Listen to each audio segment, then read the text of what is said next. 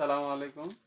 আমার আসলে একটা উদ্দেশ্য আছে। মানে আমি কিছুদিন ধরে চিন্তা ভাবনা করতেছিলাম যে মাশরুম কিভাবে উৎপাদন করা যায়, কিংবা মাশরুম উৎপাদন করার প্রতি আমার একটা আগ্রহ ছিল আগে থেকেই।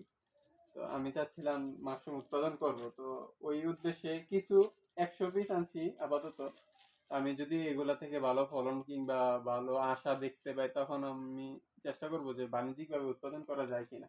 তো এগুলা আনার পর যখন আনছি, তখন এই ডেলিভারি ম্যান যখন দিয়ে গেছে, ওইগুলাও ভিডিও করার আমার উদ্দেশ্য ছিল, কিন্তু তখন করতে পারি নাই। তো এগুলাকে আনার পরে ২ দিন এভাবে এই উল্টা করে রেখে তারপর উপর দিয়ে চাদর দিয়ে এভাবে ভিজিয়ে রাখতে হয় আর কি। আর আজকে ২ দিন হয়েছে। আজকে আমি এই সবগুলা প্যাকেট কাটবো। এগুলো হচ্ছে এই পাঁচটাতে ১ ইঞ্চি পরিমাণ কাটতে হয় আর কি। আমি তো যে নতুন, আমি জানি না, আমাকে ইনস্ট্রাকশন দিছে, যাদের থেকে আনছি ওনারা আমাকে ইনস্ট্রাকশন দিছে। তো আমি চেষ্টা করতেছি ওই ইনস্ট্রাকশন অনুযায়ী করা। যদি আসলে দেখি এই এগুলা থেকে কিছুটা ফলন আসছে, তখন আমি গিয়ে ট্রেনিং করব, যেন এগুলা কিনে আমাকে কিনে আনতে না হয়। এগুলা এখন কস্ট বেশি পড়ে গেছে। তো আমি আসলে ওই খরচের দিকে মনোযোগ দিচ্ছি না। আমি চেষ্টা করতেছি যে এই এগুলাতে কি হয়, আসলে কতটুকু কি সম্ভাবনা আছে ওইটা দেখার জন্য আমার মূল উদ্দেশ্য। যদি ভালো কিছু হয় তাহলে আমি ট্রেনিং করব, গিয়ে ট্রেনিং করে এই স্পুন কিভাবে, প্যাকেটগুলো কিভাবে তৈরি করে ওইটা শেখার পরে, তখন যদি ভালো উৎপাদন হয় তা আমার খরচও কম পড়বে এবং কি একটা ভালো সম্ভাবনা থাকবে। তো এই উদ্দেশ্যে আসলে আমার করা। তো এই পাঁচটা কাটা শেষ। এখন চেষ্টা করতেছি, দেখি এভাবে সবগুলা কাটতে হবে। তো যদিও ভিডিওর মাধ্যমে সবগুলা দেখানো সম্ভব না, সময় অনেক লং টাইম চলে যাবে। তো এগুলা কাটতে অনেক সময় লাগবে। তো দুই একটা কেটে আমি আপনাদেরকে দেখাচ্ছি। আসলে মাশরুম শুধু একটা সবজি না, এটা আমাদের আহ, শরীরের অনেক উপকারে আসে। এটার মধ্যে অনেক ভিটামিন, তারপরে অনেক কিছুই থাকে যা আমার নিজেরও ধারণা নাই এটা সম্পর্কে ভালো কিছু। তবে আমি জানি এটা খুব উপকারী একটা জিনিস। এখন বাংলাদেশে কিংবা বিদেশেও তো এটা চাহিদা আছে। ওই বিদেশের পাশাপাশি এখন বাংলাদেশে এটার চাহিদা বাড়তেছে। তো আমাদের তো গ্রাম অঞ্চল, গ্রামের মধ্যে এটা তেমন চাহিদা নাই, কিন্তু এখন একটাই চিন্তা যে এগুলো উৎপাদন করার পর আমি বিক্রি করব কোথায়, এটা হচ্ছে কথা। দেখি কি করা যায়, কি হয়।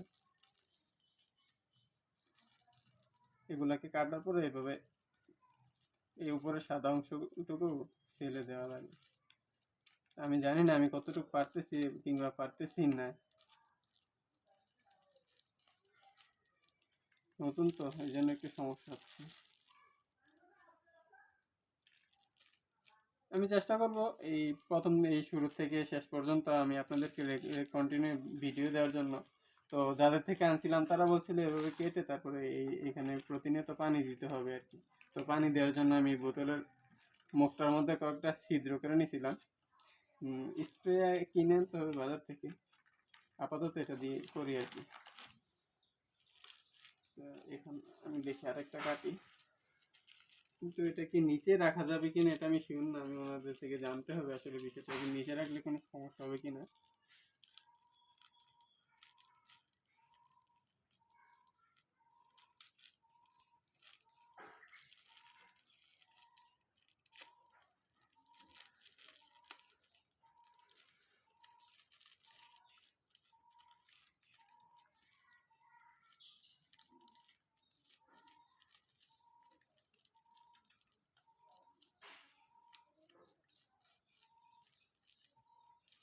এখন আমি আগে আগে এটার পিছনে ট্রেনিং করে সময়টা নষ্ট করি না, কারণ আমি তো জানি না আসলে এটার থেকে যদি আমি পারি কিংবা চাষ করি এটা থেকে ফলন বা এটা থেকে ভবিষ্যৎ সম্ভাবনা কি, এটা তো আমি জানি না। ভবিষ্যতে কি হতে পারে এটাতে। তো আমি ভাবলাম যে ট্রেনিং না করে যে যতটুকু দিয়ে করা যায় ততটুকু দিয়ে উৎপাদন করে দেখি আসলে এটার বাজার সম্ভাবনা কেমন।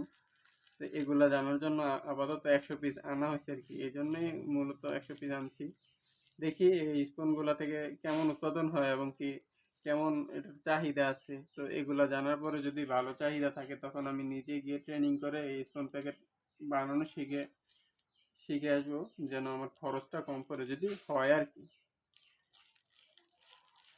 কি কাটে নাকি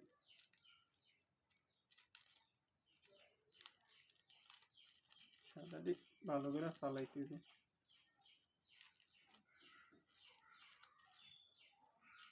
গর্ত করে নিলে হইতো না।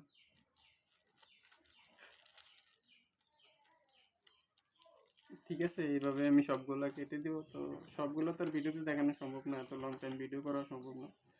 তো আগামী দিন আবার যখন পানি দিব আপনাদের সঙ্গে দেখানোর চেষ্টা করব যদি পারি আর কি। ওকে।